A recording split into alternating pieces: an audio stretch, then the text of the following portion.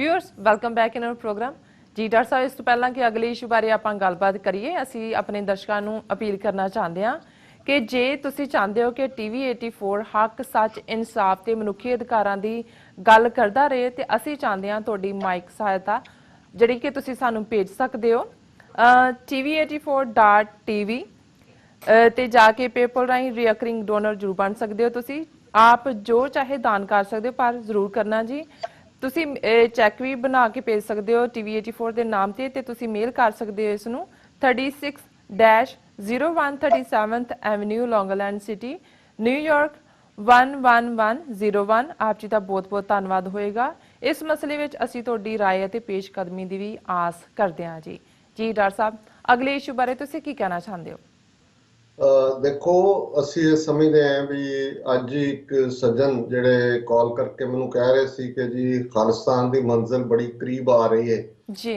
ਤੇ ਮੈਂ ਕਿਹਾ ਜੀ ਅਸੀਂ ਤਾਂ ਇਹ ਰੋਜ਼ ਕਹਿੰਦੇ ਆ, ਤੁਹਾਨੂੰ ਕਿਸ ਗੱਲ ਨੇ ਇਹ ਕਹਿਣ ਤੇ ਮਜਬੂਰ ਕੀਤਾ ਜੀ? ਕਹਿੰਦੇ ਨਹੀਂ, ਇੱਕ ਪਾਸੇ ਤਾਂ ਬਾਹਰ ਜਿਵੇਂ ਅਮਰੀਕਾ ਕੈਨੇਡਾ ਦੇ ਵਿੱਚ ਜੋ ਚੱਲ ਰਿਹਾ ਔਰ ਜਿਵੇਂ ਸਿੱਖਾਂ ਨੇ ਆਪਣੀ ਸਿਆਸੀ ਗਲਿਆਰਿਆਂ ਦੇ ਵਿੱਚ ਥਾਂ ਬਣਾਈ ਹੈ, ਇਹ ਪਹਿਲਾਂ ਕਦੇ ਨਹੀਂ ਹੋਇਆ। ਉਹਨਾਂ ਨੇ ਕਿਹਾ ਜੀ ਸਿੱਖ ਕੌਮ ਜ਼ਬਰਦਸਤ ਹੈ, ਤੁਹਾਡੇ ਨਗਰ ਕੀਰਤਨ ਬੜੇ ਇੰਪ੍ਰੈਸਿਵ ਹੁੰਦੇ ਨੇ ਔਰ ਗੁਰਦੁਆਰੇ ਵੀ ਤੁਹਾਡੇ ਬੜੇ ਜਿਹੜੇ ਨੇ ਪ੍ਰਭਾਵ ਦੇਣ ਵਾਲੇ ਹੁੰਦੇ ਨੇ ਬਾਹਰਲਿਆਂ ਨੂੰ। ਪਰ ਇਹ ਜਦੋਂ ਕਿ ਬਾਕੀ ਕਈ ਮੁਲਕਾਂ ਦੇ ਜਿਨ੍ਹਾਂ ਦੇ ਆਪਣੇ ਮੁਲਕ ਨੇ ਉਹਨਾਂ ਦੇ ਕੋਲ ਇਸ ਕਿਸਮ ਦੀ ਲੌਬੀ ਨਹੀਂ ਹੈ ਕਿ ਜੀ ਉਹਨਾਂ ਦੀ ਕੋਈ ਕਾਕਸ ਬਣੀ ਹੋਏ।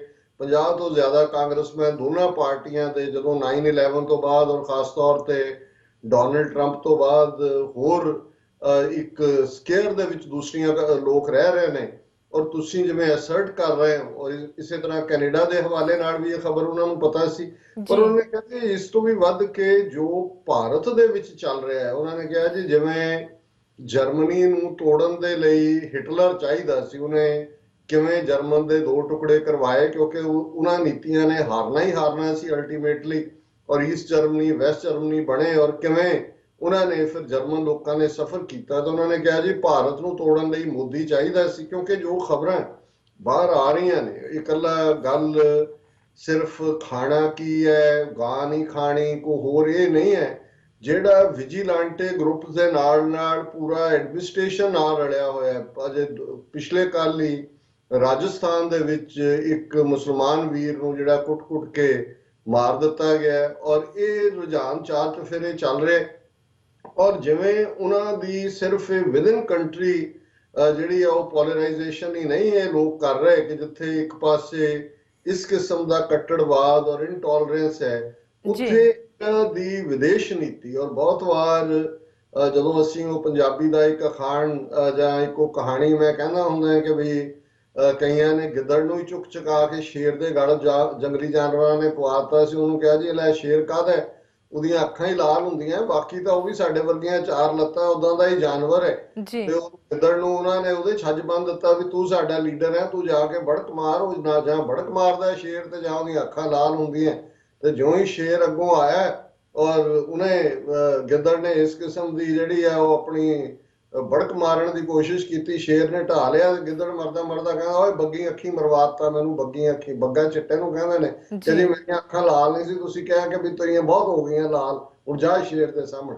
ਸੋ ਅਸੀਂ ਸਮਝਦੇ ਹਾਂ ਕਿ ਬਹੁਤ ਵਾਰ ਜਦੋਂ ਆਪਣੇ ਇਸ ਕਿਸਮ ਦੇ ਲੋਕ ਜਿਹੜੇ ਕਿ ਖੁਸ਼ਾਮਦ ਕਲਚਰ 'ਚ ਯਕੀਨ ਰੱਖਦੇ ਨੇ, ਜਿਹੜੇ बनावटी किस्म की प्राचीन भारत की महानता गौरव ਜਿਹੜੇ ਸੱਚਮੁੱਚ ਯਕੀਨ, ਇੱਕ ਤਾਂ ਉਹ ਨੇ ਜਿਹੜੇ ਸਿਰਫ ਵੋਟਾਂ ਲੈਣ ਲਈ ਕੋਈ ਸਟ੍ਰੈਟਜੀ ਬਣਾਉਂਦੇ ਨੇ ਜੀ, ਲੋਕ ਨੇ ਜਿਹੜੇ ਬਾਈ ਕਨਵਿਕਸ਼ਨ ਇਹ ਬਲੀਵ ਕਰਦੇ ਨੇ ਕਿ ਭਾਰਤ ਦੀ ਸਾਇੰਸ ਇੰਨੀ ਤਰੱਕੀ 'ਚ ਸੀ ਕਿ ਹਾਥੀ ਦਾ ਸਿਰ ਜਿਹੜਾ ਬੰਦੇ ਤੇ ਲਾ ਦਿੱਤਾ ਸੀ, ਜਾਂ ਭਾਰਤ ਦੇ ਕੋਲ ਜਿਹੜਾ ਉਹ ਅਗਨੀ ਜਿਹੜੀਆਂ ਬਾਣ ਸੀ ਉਹ ਮਿਸਾਈਲਾਂ ਸੀ ਔਰ ਅਸੀਂ ਜਿਹੜਾ ਉਦੋਂ ਜਦੋਂ ਅਜੇ ਰਾਕਟ ਤੇ ਦੂਜੇ ਨਹੀਂ ਸੀ ਬਣੇ, ਅਸੀਂ ਵੈਸੇ ਹੀ ਦੂਜੇ ਗ੍ਰਹਿਆਂ ਤੇ ਤੁਰੇ ਫਿਰਦੇ ਸੀ ਔਰ ਅਸੀਂ ਬਚਪਨ ਦੇ ਵਿੱਚ ਔਰ ਇਹ ਗੱਲਾਂ ਇਹਨਾਂ ਦੀਆਂ ਹੁਣ ਤਾਂ ਕਿਤਾਬਾਂ 'ਚ ਵੀ ਲਿਖਣ ਲੱਗ ਗਏ ਨੇ ਕਿ ਜੀ ਇਹ ਸਾਰੀਆਂ ਕਾਢਾਂ ਜੋ ਨਿਕਲੀਆਂ, ਹਵਾਈ ਜਹਾਜ਼, ਗੱਡੀ, ਟ੍ਰੇਨ, ਹਥਿਆਰ, ਟੈਂਕ, ਇਹ ਸਭ ਸਾਡੇ ਵੇਦਾਂ 'ਚ ਲਿਖੇ ਹੋਏ ਨੇ। ਇਹ ਤਾਂ ਬਾਹਰ ਵਾਲੇ ਸਾਡੇ ਵੇਦ ਲੈ ਗਏ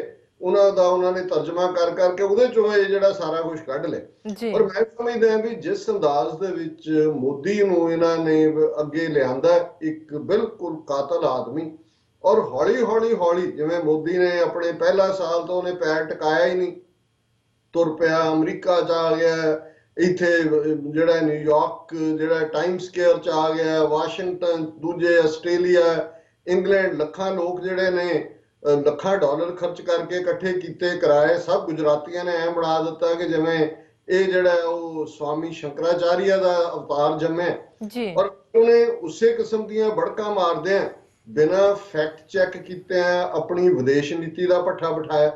ਔਰ ਵਿਦੇਸ਼ ਨੀਤੀ ਦਾ ਪੱਠਾ ਬੈਠੇ ਦੀ ਗੱਲ ਅੱਜ ਬੜੀ ਜ਼ਾਹਰ ਸਾਹਮਣੇ ਹੈ ਕਿ ਜਿਹੜੀ ਪ੍ਰੀਵੀਅਸ ਐਡਮਿਨਿਸਟ੍ਰੇਸ਼ਨਸ ਨੇ, ਮਨਮੋਹਨ ਸਿੰਘ 10 ਸਾਲ ਰਿਹਾ ਔਰ ਇਹ ਬੜੀ ਫਾਈਨ ਲਾਈਨ ਨਹਿਰੂ ਦੇ ਜ਼ਮਾਨੇ 'ਚ ਇਹਨਾਂ ਨੇ ਡਰਾ ਕਰ ਦਿੱਤੀ ਸੀ, ਜਿਹੜੀ ਭਾਰਤ ਦੇ ਐਂਗਲ ਤੋਂ ਉਹਨਾਂ ਦੇ ਬੈਨੀਫਿਟਸ ਸੀ ਕਿ ਭਾਈ ਜੇ 47 ਤੋਂ ਬਾਅਦ ਜਦੋਂ ਭਾਰਤ ਆਜ਼ਾਦ ਹੋਇਆ, ਆਲਰੇਡੀ ਦੂਸਰਾ ਸੰਸਾਰ ਯੁੱਧ ਖਤਮ ਹੋਇਆ ਸੀ, ਦੁਨੀਆ ਬਾਈਪੋਲਰ ਸੀ, ਇੱਕ ਪਾਸੇ ਸੋਵੀਅਤ ਯੂਨੀਅਨ ਬਲਾਕ ਸੀ ਕਾਮਰੇਡਾਂ ਦਾ, ਦੂਜੇ ਪਾਸੇ ਅਮਰੀਕਾ ਦਾ ਬਲਾਕ ਸੀ, ਤੇ ਭਾਰਤ ਨੇ ਜਿਹੜੀ ਹੈ ਨੌਨ ਅਲਾਈਨਮੈਂਟ ਕਿ ਜੀ ਅਸੀਂ ਕਿਸੇ ਬਲਾਕ ਦੇ ਨਾਲ ਵੀ ਨਹੀਂ ਹੈ, ਉਹਨਾਂ ਨੇ ਮੂਵਮੈਂਟ ਖੜੀ ਕੀਤੀ, ਨੌਨ ਅਲਾਈਨਡ ਮੂਵਮੈਂਟ ਜਿਹਨੂੰ ਕਹਿੰਦੇ ਸੀ।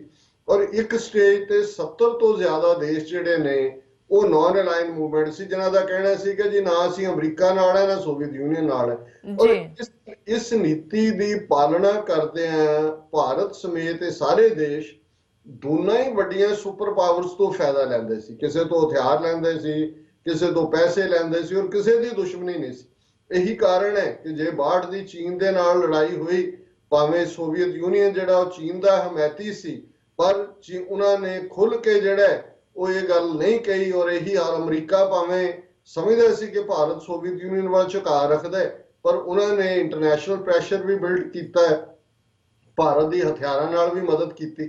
ਸੋ ਮੋਦੀ ਨੇ ਆਂਦਿਆਂ ਹੀ ਇਹ ਜਿਹੜੀ ਨੌਨ ਅਲਾਈਨਮੈਂਟ ਲਾਈਨ ਸੀ, ਇਹੀ ਜਿਹੜੀ ਪਾਲਿਸੀ ਹੈ ਕੱਲੀ ਕਸ਼ਮੀਰ ਦੇ ਮੁੱਦੇ ਤੇ ਹੀ ਨਹੀਂ, ਅਸੀਂ ਦੇਖਦੇ ਹਾਂ ਕਿ ਈਵਨ ਇਜ਼ਰਾਈਲ ਦੇ ਮੁੱਦੇ ਤੇ, ਔਰ ਕਾਂਗਰਸ ਨੇ ਕਦੇ ਵੀ ਜਿਹੜਾ ਉਹ ਖੁੱਲ ਕੇ ਇਜ਼ਰਾਈਲ ਦੀ 1991-92 ਤੱਕ ਤਾਂ ਉਹਨਾਂ ਦੀ ਐਮਬੈਸੀ ਵੀ ਨਹੀਂ ਸੀ, ਔਰ ਉਹ ਹਮੇਸ਼ਾ ਫਲਸਤੀਨੀਆਂ ਦੀ ਹਮਾਇਤ ਕਰਦੇ ਸੀ। ਉਹ ਸਮਝਦੇ ਸੀ ਕਿ ਭਾਰਤ ਦੇ ਵਿੱਚ ਕਰੋੜਾਂ ਮੁਸਲਮਾਨ ਰਹਿੰਦੇ ਨੇ, ਉਹਨਾਂ ਦੇ ਲਈ ਵੀ ਇਹ ਜ਼ਰੂਰੀ ਹੈ। ਔਰ ਦੂਸਰਾ ਇੰਟਰਨੈਸ਼ਨਲੀ ਉਹ ਸਮਝਦੇ ਸੀ ਕਿ ਫਲਸਤੀਨ ਦੇ ਮੁੱਦੇ ਦੇ ਉੱਤੇ ਸੋਵੀਅਤ ਯੂਨੀਅਨ ਦਾ ਝੁਕਾਅ ਫਲਸਤੀਨ ਵੱਲ ਹੈ, ਅਮਰੀਕਾ ਦਾ ਇਜ਼ਰਾਈਲ ਵੱਲ ਹੈ। ਸੋ ਉਹ ਵੀ ਖੁੱਲ ਕੇ ਇਜ਼ਰਾਈਲ ਦੀ ਮਦਦ ਨਹੀਂ ਸੀ ਕਰਦੇ। ਪਰ ਮੋਦੀ ਨੇ ਇਹ ਸਾਰੀਆਂ ਹੀ ਪਾਲਿਸੀਜ਼ ਬਦਲੀਆਂ।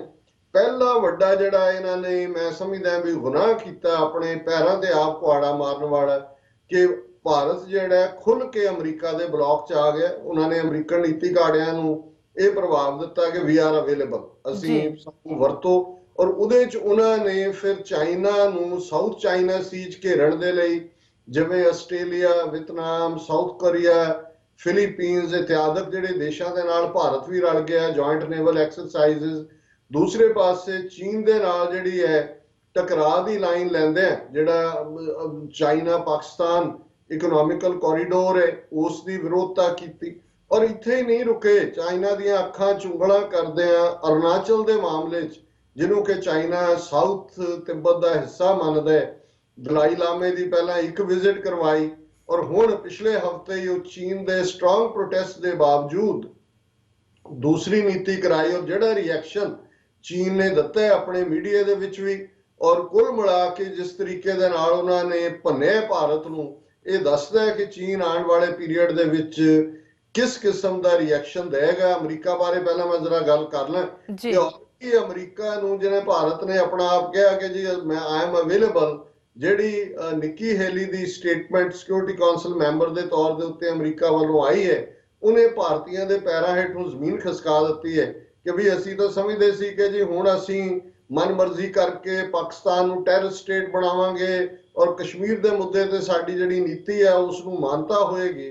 ਪਰ ਇਸ ਦੇ ਉਲਟ ਅਮਰੀਕਾ ਨੇ ਕਸ਼ਮੀਰ ਮੁੱਦੇ ਦੇ ਵਿੱਚ ਜਿਹੜੀ ਹੈ ਦਖਲਅੰਦਾਜ਼ੀ ਕਰਨ ਦੀ ਆਪਣੀ ਖਾਹਿਸ਼ ਜ਼ਾਹਿਰ ਕਰ ਦਿੱਤੀ ਹੈ।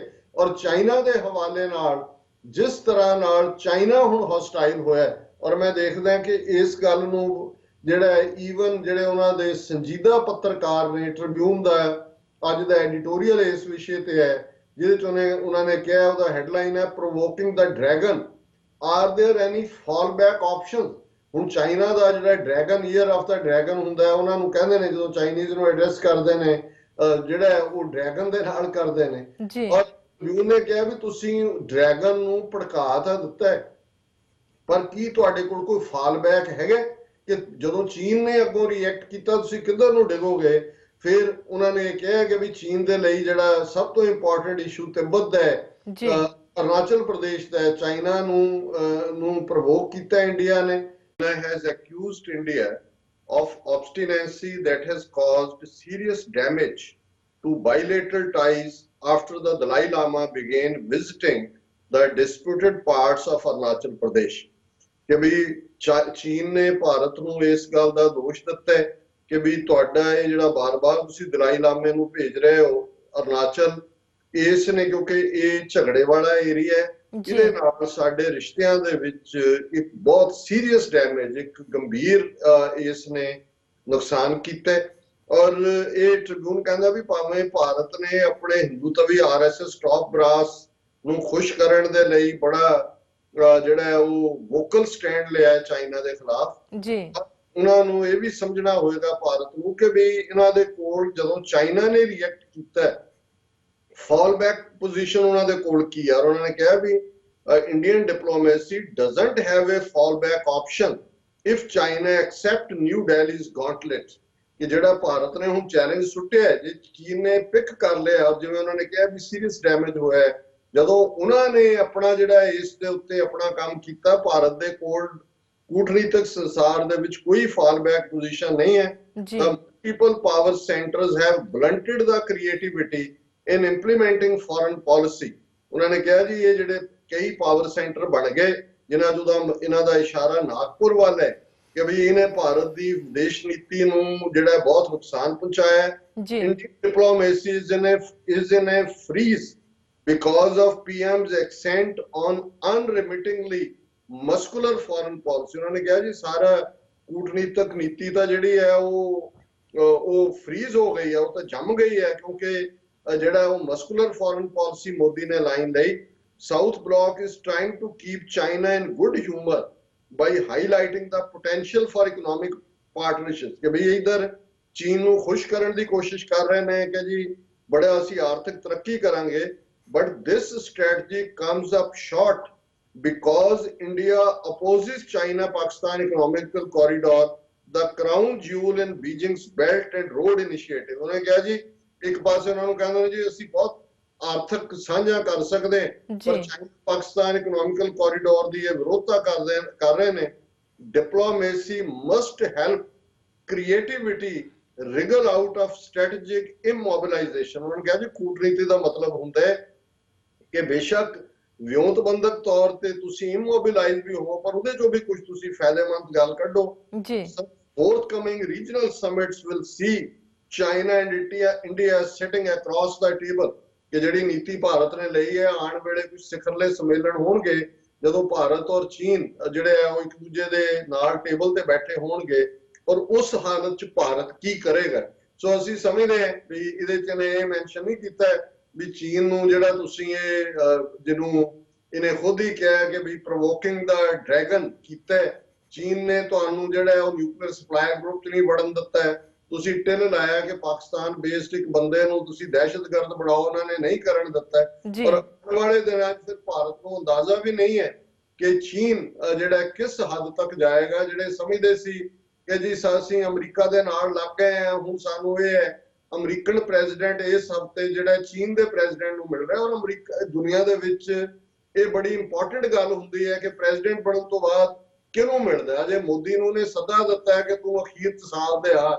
ਸੋ ਜਿਹੜਾ ਭਾਰਤ ਅਮਰੀਕਾ ਦੇ ਮੋਢੇ ਚੜ ਗਿਆ ਕਿ ਅਸੀਂ ਚਾਈਨਾ ਦੇ ਵਿਰੋਧ ਤੁਹਾਡੇ ਨਾਲ ਹੈ, ਤੇ ਅਮਰੀਕਾ ਦਾ ਪ੍ਰੈਜ਼ੀਡੈਂਟ ਤੋਂ ਚਾਈਨੀਜ਼ ਪ੍ਰੈਜ਼ੀਡੈਂਟ ਨਾਲ ਪਹਿਲਾਂ ਮਿਲ ਰਿਹਾ, ਔਰ ਇਹਨੂੰ ਜਿਹੜਾ ਜਾ ਕੇ ਨਵੰਬਰ ਦਸੰਬਰ 'ਚ ਮਿਲਣ ਦਾ ਟਾਈਮ ਦਿੱਤਾ, ਉਹ ਵੀ ਵਿਜ਼ਿਟ ਥਰੂ ਹੋਏਗੀ ਕਿ ਨਹੀਂ ਹੋਏਗੀ। H1B ਵੀਜ਼ਿਆਂ ਦੀ ਗੱਲ ਸਾਹਮਣੇ ਆ ਗਈ। ਕਸ਼ਮੀਰ ਦੇ ਮੁੱਦੇ ਤੇ ਜਿਹੜਾ ਅਮਰੀਕਾ ਨੇ ਆਪਣੀ ਮੁਦਾਖਲਤ ਕਰਨ ਦੀ ਗੱਲ ਕਰ ਦਿੱਤੀ।